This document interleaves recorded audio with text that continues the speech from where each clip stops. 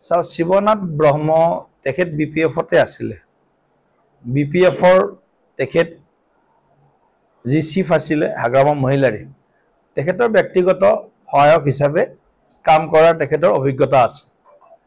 আৰু ভাৰতীয় জনতা পাৰ্টিত অহাৰ পিছত আমি এগৰাকী জনজাতীয়, বিশেষকৈ BTR-ৰ এগৰাকী জনজাতীয় নেতা হিচাপে আমি প্ৰতিষ্ঠা কৰাৰ চেষ্টা কৰিছিলোঁ। আৰু তেখেতে যোৱা 3-3.5 বছৰ দলৰ দায়িত্ব লৈ কিছু কাম কৰিছে।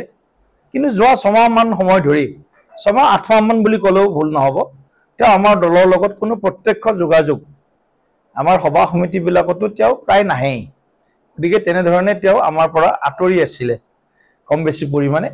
গতিকে আমাৰ পৰা কোনোবা কাৰ্যকৰ্তা যোৱাটো আমাৰ কাৰণে অকণমান কষ্টকৰ হয়, এইটো আমি যোৱাটো কোনো নিবিচাৰোঁ।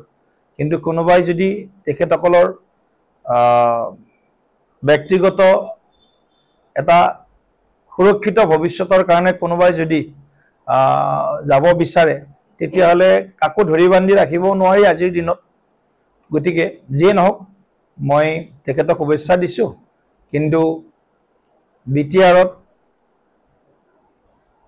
তৃণমূল পৰ্যায়ৰ বিভিন্ন দল সংগঠনৰ নেতা কাৰ্যকৰ্তাই আমাৰ দলত নিয়মিত ৰূপত যোগদান কৰি আছে।